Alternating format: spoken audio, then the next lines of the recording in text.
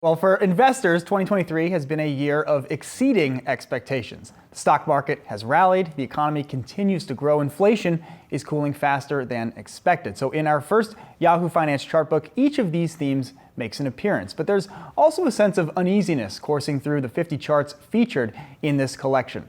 Is the consumer softening? Will the Fed finally derail this rally?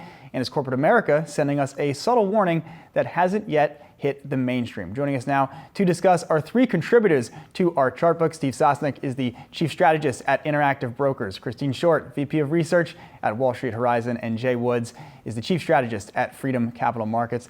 Thanks to all of you for stopping by today to talk about this. So, Steve, let's start with your chart, and we'll put it up here on the screen. Basically looking at the relationship, or surprising relationship maybe perhaps, between the Fed and the stock market. And maybe you could just walk us through kind of what you're seeing here and what maybe your takeaways are.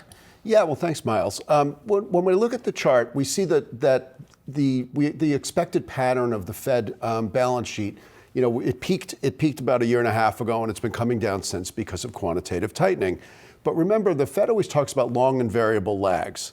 But I think that really is an asymmetric situation. The long and variable lags are when they're taking out liquidity, which is why there was a sort of I'm not going to say a gentle path in 2022, but it was sort of a delayed reaction. Mm-hmm. On the other hand, you look at the spike in that chart on the bottom, sort of on the top line. Yep. That's the light blue line is the securities held on the balance sheet. That's QT and QE. The pop there was the Fed putting $300 billion onto their balance sheet to provide liquidities to troubled banks.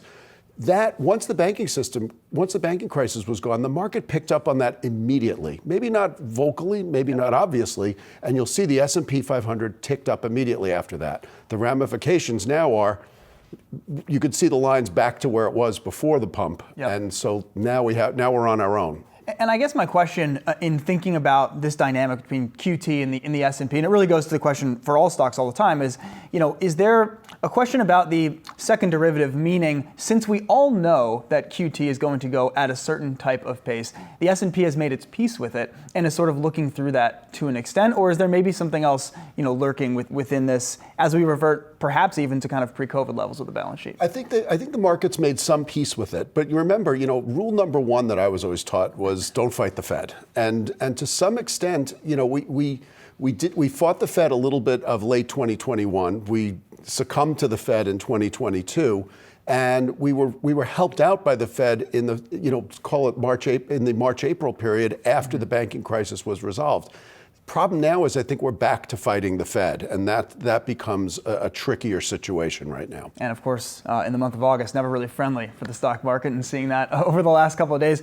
Christine, I want to talk about your chart, which was one of the more interesting ones that we kind of had in the pack, because it was not really something that I had thought about before, like in a quantitative way. Qualitatively, you kind of think like if a company changes anything, it must be bad. But walk us through a little bit of what this chart is showing us about the timing of when companies announce their earnings. Yep, so this is a proprietary metric we calculate at Wall Street Horizon called the Late Earnings Report Index. Basically tracks outlier earnings dates for publicly traded companies with market caps over 250 million. So like you said, a company many of these we've tracked for almost 20 years.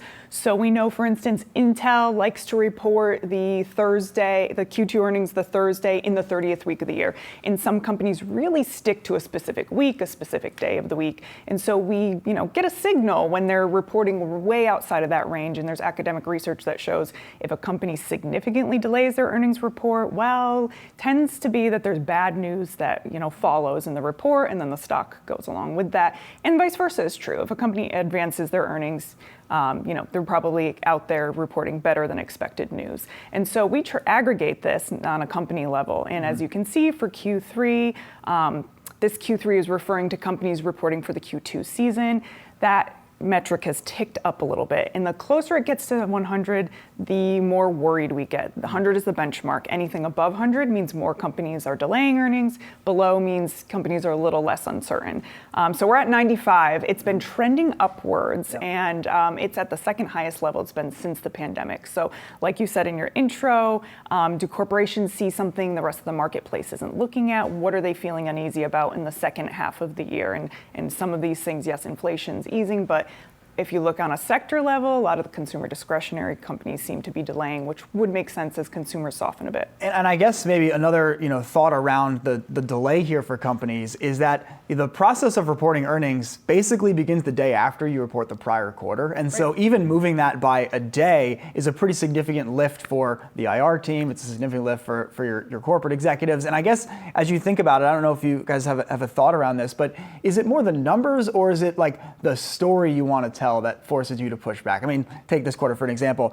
Yeah. Well, guys, we don't have an AI strategy yet. Like, let's take a week and then maybe we can get generative AI into the release a few more times, the stock goes up. How do you guys think about that? Yeah, I mean, all of the research shows, look, there can be a bunch of different reasons. It could just be a scheduling conflict. It could be a new CFO. So I'm always kind of looking when a company significantly delays or something, I see, did they hire a new CFO? And a lot of times it's like, okay, there's been changes to management and now that person wants to push it a week forward. Sometimes they just forget to publish it. We've had that. Our analysts will email the IR team and they're like, are you reporting next Thursday? And they're like, oh, yes, we are. Whoops. And like they send out the press release. But you're right. A lot of times it's if they're delaying, it's like, oh, is there going to be some accounting manipulation they need to do? They got to fix the books a little bit here. Are they messaging? Are they trying to figure out how to bring this out to the marketplace so that investors don't freak out? So they're massaging the messaging a little bit. Are they trying to hide it? They're reporting in a different week, maybe a busier week. And so those are all possibilities. I wouldn't, this doesn't work 100% of the time, but I would say 2/3 of the time we find it really does go directionally one way or the other. And one great example from this morning, UPS.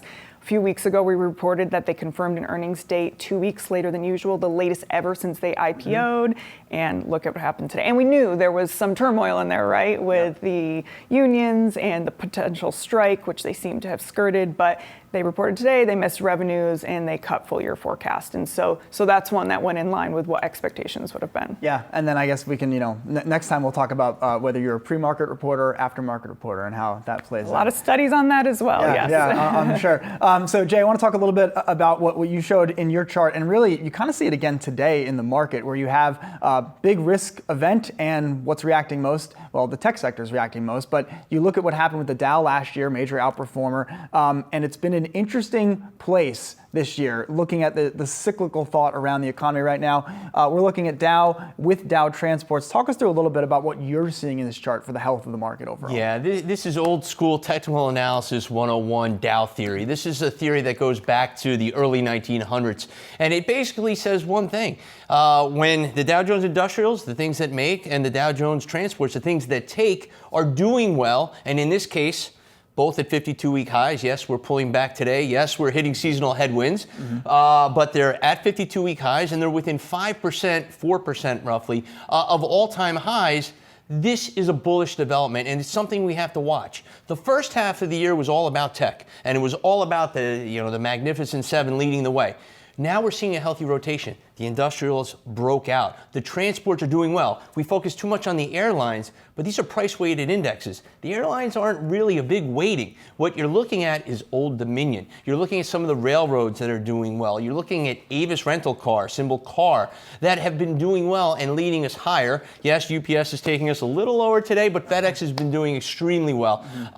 This is what I want to see, and this tells me that the economy is clicking. It's not just the tech sector, but it's the industrials, it's the transports, and now they can pull back. This is a healthy correction, but I think the uptrend is intact. We're over 20% off the highs, and you have to pay attention to old Dow theory. It proves time and time again we're in a bull market. Now, I'm curious how you think about the Dow. I mean, you kind of walked through like the history around it, but the question is always, well, there's not a ton of money benchmarked to the Dow relative to the S&P, but it's certainly something that traders and money managers look at for the signal it sends to the market. So how do you think about the Dow and the transports in that context where it's something people watch? It's not something that there's trillions of dollars bet against, but it still kind of factors into that question for the market. Yeah, and that's a great question. Historically, if you were to put up the Dow and the S&P 500, I'm perplexed by this, but they trend the exact same way. We're talking 500 stocks versus 30. The index just has a way of rotating, and we're seeing that again and again. Healthcare starting to come back. Amgen looks great. United Healthcare, the biggest weighting in the Dow, is starting to make a move. If that breaks out and continues to rise above its 200-day moving average, the Dow's going to go higher. Boeing just broke out, one of the bigger industrials in that average. This is good. When Walgreens Boots Alliance doesn't do well, it's a $30 stock. Intel, $30 stock. Who cares? You have to look under the hood, look at the leadership, and it's the same thing with the transports. I mentioned the airlines are weak. You want to watch some of the rails that are doing well, some of the shippers. And talking with shippers, Kirby and Matson, no one even knows these stocks. But these stocks are making 52-week highs. Kirby based out of Houston and Matson, a Honolulu, Hawaii company, making 52-week highs, a $95 number.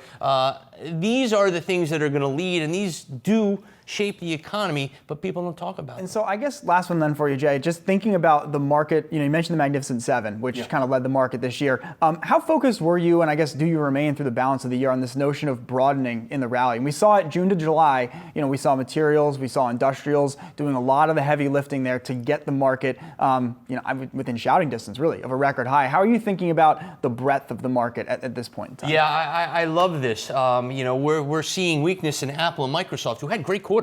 What are they doing? It's a natural pullback. The Apple pullback's a little farther than I expected, but we're catching up with the other sectors. So the rotation theme continues. You mentioned materials. They look great. And if healthcare can catch up, then I think we're poised to do well on the Russell. The Russell 2000 had the strongest June and July of any of the indexes, and it continues to broaden out. So to me, this is healthy. When you have the leaders finally taking a pause and everyone else catching up, this is a sign of a healthy market. There you go. Just don't tell the Russell 2000 about the regional bank comment from Moody's today. Otherwise, it'll be totally fine. All right, Jay, Christine, Steve, thank you guys so much for joining today. Thanks so much for your contributions to the Yahoo Finance chart book. Really fun to see all these thoughts all in one place. And of course, everyone can find that on our website and anywhere you get your Yahoo Finance news. Downloadable PDF as well.